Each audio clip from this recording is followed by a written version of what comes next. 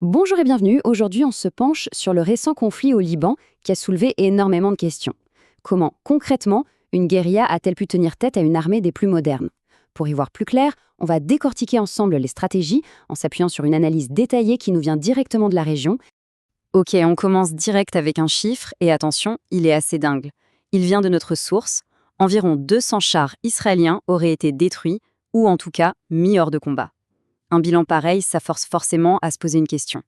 Et voilà la question centrale qui va nous guider tout au long de cette analyse. Comment on peut expliquer une telle performance face à une supériorité technologique et militaire qui semblait, sur le papier, totalement écrasante? C'est ce qu'on va explorer. Alors voici le programme. D'abord, on va planter le décor en revenant sur l'assaut initial. Ensuite, on va plonger au cœur des tactiques de guérilla qui ont pris tout le monde de court.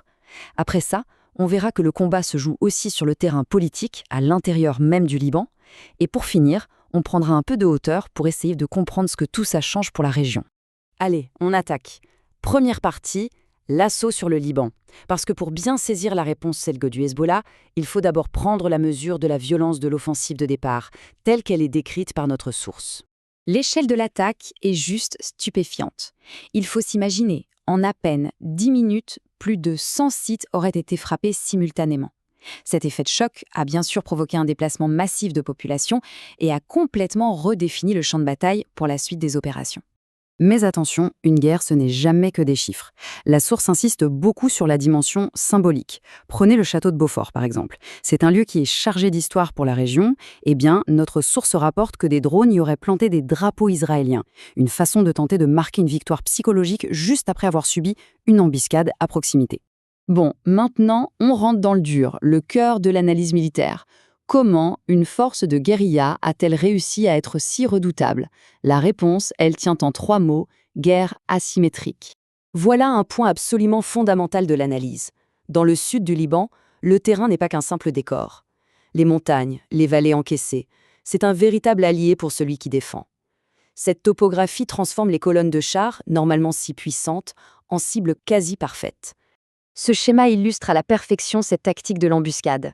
Ce n'est pas du hasard, c'est une exploitation méthodique, quasi chirurgicale, de la géographie. Les blindés sont forcés d'emprunter des passages prévisibles où des pièges les attendent pour les stopper net. Une fois immobilisés, leur supériorité est complètement annulée. Alors, l'une des armes reines de ce conflit, c'est l'ATGM. Et attention, on ne parle pas d'un simple lance-roquette. Ce sont des armes de précision, guidées à distance jusqu'à leur cible, et selon la source, les combattants du Hezbollah sont devenus des véritables virtuoses dans leur maniement, ce qui les rend absolument redoutables. On voit bien ici le cocktail qui aurait permis de neutraliser autant de blindés. Ça va du drone FPV assez simple et bon marché à des missiles beaucoup plus sophistiqués. C'est ce mariage entre des technologies modernes et des tactiques de guérilla ancestrales qui aurait fait toute la différence. Et ça, c'est peut-être le point le plus crucial. La technologie ne fait pas tout. L'organisation est tout aussi, sinon plus importante. Après avoir perdu une partie de son état-major en 2024, le Hezbollah serait revenu à une structure de guérilla classique, des petites cellules autonomes, très mobiles et surtout très difficiles à infiltrer. Le résultat, une force beaucoup plus résiliente, beaucoup plus imprévisible. Ok, on a vu le volet militaire. Mais pour vraiment tout comprendre, il faut changer de terrain de jeu. Parce que la guerre, elle se mène aussi sur un autre front, la politique interne du Liban, qui est d'une complexité folle. Et comme le dit la source, c'est un champ de bataille tout aussi déterminant. Pour se plonger là-dedans, rien de tel que cette citation directe et pour le moins provocatrice tirée de notre source. Elle vise la famille du Premier ministre libanais et elle met en lumière des accusations historiques qui, selon l'analyse, sont la clé pour comprendre la politique libanaise d'aujourd'hui.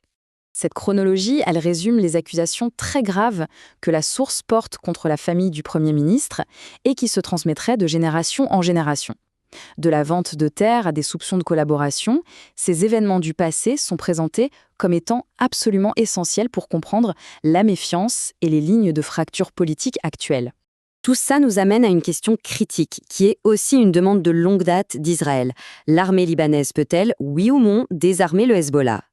Mais est-ce que c'est seulement réaliste? L'analyse de la source, elle, montre que la position de l'armée est incroyablement fragile. Ce tableau y résume parfaitement la situation impossible dans laquelle se trouve l'armée libanaise. En gros, elle est coincée entre le marteau et l'enclume. D'un côté, si elle essaie de désarmer le Hezbollah, elle risque une mutinerie massive de ses propres soldats, dont plus de la moitié seraient chiites. Ça pourrait même déclencher une nouvelle guerre civile. De l'autre, si elle refuse d'obéir au gouvernement, c'est la crise politique assurée. L'armée est donc de fait paralysée. L'analyse de la source écarte aussi les autres menaces internes. Les partis chrétiens, par exemple, n'auraient tout simplement pas la puissance militaire. Et un fait très intéressant, une incursion de commandos djihadistes depuis la Syrie aurait été repoussée, non pas par l'armée, mais par les clans locaux eux-mêmes. Ça en dit long sur la fragmentation du pouvoir sur le terrain. On arrive à notre dernière partie. C'est le moment de prendre un maximum de recul et de replacer ce conflit dans une perspective beaucoup plus large, celle des grands équilibres géopolitiques, toujours selon l'analyse de notre source. Et là, la source nous propose un parallèle historique pour le moins audacieux. Elle compare ce conflit à la crise de Suez de 1956, qui avait en quelque sorte sonné le glas des empires coloniaux britanniques et français. L'idée, c'est que de la même manière, ce conflit au Liban pourrait bien marquer la fin de la domination américaine au Moyen-Orient. Mais alors, comment on en arrive à un tel basculement? La source met en avant un levier stratégique majeur, le contrôle qu'exercerait l'Iran sur le détroit d'Ormuz. C'est l'artère vitale de l'économie mondiale. En menaçant de bloquer ce passage, l'Iran aurait eu un moyen de pression énorme pour imposer un cessez-le-feu, et par la même occasion, affirmer son nouveau statut dans la région. Et donc, pour conclure, cette analyse nous laisse avec une question fondamentale. Et si ce conflit au Liban, finalement, ce n'était pas juste un conflit local de plus, mais le symptôme d'un basculement bien plus profond? L'émergence d'un monde où la puissance est plus partagée, plus diffuse, un monde multipolaire. C'est sur cette réflexion à la fois forte et provocatrice qu'on termine cette analyse.